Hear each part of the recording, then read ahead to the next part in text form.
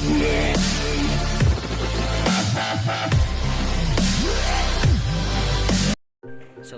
warahmatullahi wabarakatuh. Perkenalkan, nama saya Sen Saiful Bahri. Saya mahasiswa dari UIN Sunan Gunung Jati Bandung, Fakultas Dakwah dan Komunikasi, jurusan Bimbingan Konseling Islam. Saya berasal dari kelas 3D. Di sini saya akan menjelaskan antara perbedaan konseling barat dan konseling Islam. Jika berbicara tentang konseling barat dan konseling Islam, mungkin rasanya akan lebih mudah dijelaskan, yakni melalui teori-teori dari kedua konseling tersebut, yakni teori BK Barat dan teori BK Islam. Di sini saya akan mencoba menjelaskan perbedaan antara teori Barat, yaitu dari teori psikoanalisis, dan teori Islam, yaitu teori Al-Mau'izah Al-Hasanah. Jika berbicara tentang teori psikoanalisis, teori psikoanalisis adalah salah satu teori yang membahas tentang hakikat dan perkembangan bentuk kepribadian yang dimiliki oleh manusia. Unsur utama dari teori ini adalah motivasi, emosi, dan aspek kepribadian lainnya. Dasar-dasar teori psikoanalisis adalah mengasumsikan bahwa kepribadian akan mulai berkembang saat terjadi konflik-konflik dari aspek-aspek psikologis itu sendiri. Teori ini dikemukakan oleh seorang ilmuwan yang bernama Sigmund Freud. Proses konseling di dalam psikoanalisis ini memiliki tujuan untuk membentuk kembali struktur karakter individu dengan membuat yang tidak sadar menjadi sadar. Proses konseling dipusatkan pada usaha menghayati kembali pengalaman-pengalaman masa kanak-kanak si klien. Suatu karakteristik yang menonjol di teori psikoanalisis ini adalah bahwa terapi atau analisis bersikap anonim atau tidak dikenal dan tidak bertindak dengan sangat sedikit menunjukkan pengalaman dan perasaannya, sehingga dengan demikian klien akan memantulkan perasaannya pada si konselor. Selama melakukan terapi, klien maju melalui tahapan-tahapan seperti yang pertama, pengembangan suatu hubungan dengan analisis, mengalami krisis penyembuhan, mendapatkan tilikan terhadap pengalaman masa lampau yang tidak disadari. Kemudian yang kedua, pengembangan resistensi untuk lebih memahami diri sendiri. Yang ketiga, pengembangan hubungan transparansi dengan konselor. Kemudian yang terakhir, bekerja dengan hal-hal yang resistensi dan tertutup. Dan terakhir, ditutup dengan terapi. Ada 5 teknik dasar dalam terapi psikoanalisis, yaitu yang pertama, analisis bebas. Yang pertama, asosiasi bebas. Asosiasi bebas adalah suatu metode pengungkapan pengalaman masa lampau dan penghentian emosi-emosi yang berkaitan dengan situasi traumatik di masa lalu. Yang kedua, interpretasi. Interpretasi adalah prosedur dasar yang digunakan dalam asosiasi bebas, analisis mimpi, analisis resistensi, dan analisis transparansi. Yang ketiga, analisis mimpi.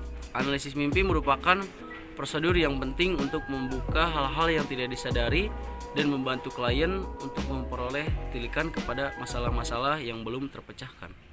Yang keempat adalah analisis dan interpretasi resistensi. Resistensi sebagai sebuah konsep fundamental praktik-praktik psikoanalisis yang bekerja melawan kemajuan-kemajuan terapi dan mencegah klien untuk menampilkan hal-hal yang tidak disadari. Selama asosiasi bebas atau asosiasi mimpi, klien mungkin cenderung menunjukkan ketidakmauan untuk mengaitkan perasaan, pemikiran, dan pengalaman tertentu. Freud memandang resistensi sebagai dinamika yang tidak disadari yang mendorong seseorang untuk mempertahankan terhadap kecemasan. Hal ini akan timbul bila seseorang menjadi sadar terhadap dorongan dan perasaan yang tertekan. Resistensi bukan sesuatu yang harus diatasi, karena hal pertahanan klien dalam kehidupan sehari-hari ini sangatlah penting. Resistensi harus diakui sebagai alat pertahanan untuk menghadapi sebuah kecemasan. Analisis dan interpretasi transparansi seperti halnya resistensi. Transferensi atau pemindahan terletak dalam arti terapi psikoanalitik.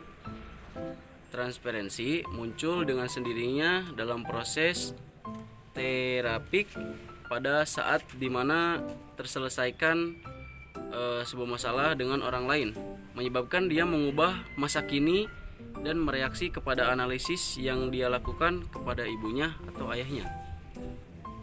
Itu tadi sedikit saya jelaskan tentang teori psikoanalisis. Sekarang kalau kita bedakan dengan teori bimbingan konseling Islam, yaitu teori Al-Mau'izah Al-Hasanah, secara bahasa Mau'izah Al-Hasanah terdiri dari dua kata, yaitu Mau'izah dan Hasanah. Kata Mau'izah berasal dari kata Mu'azza ya'izu izzatan, yang artinya nasihat, bimbingan, pendidikan, dan peringatan. Sedangkan Hasanah merupakan kebalikan dari sayyi'ah, yang artinya kebaikan.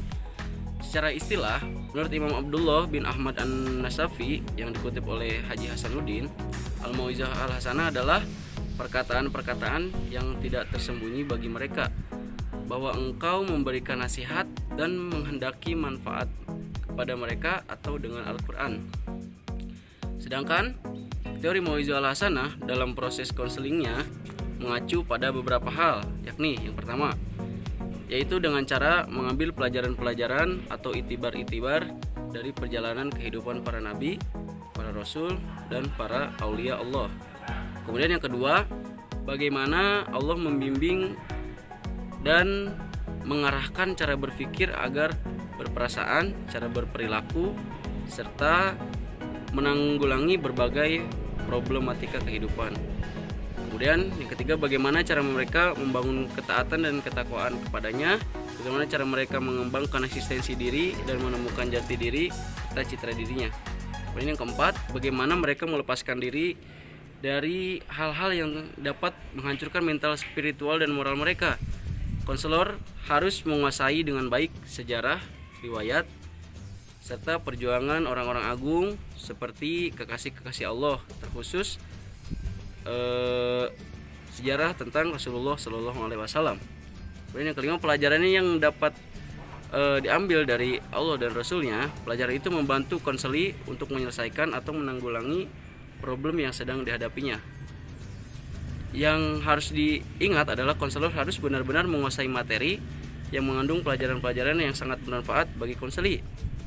Konselor juga harus mempunyai referensi yang banyak tentang materi pelajaran tentang riwayat-riwayat tersebut, karena klasifikasi materi yang membawa pesan konseling yang sesuai dengan permasalahan yang dialami oleh konseli itu sangat berpengaruh terhadap keberhasilan sebuah konseling.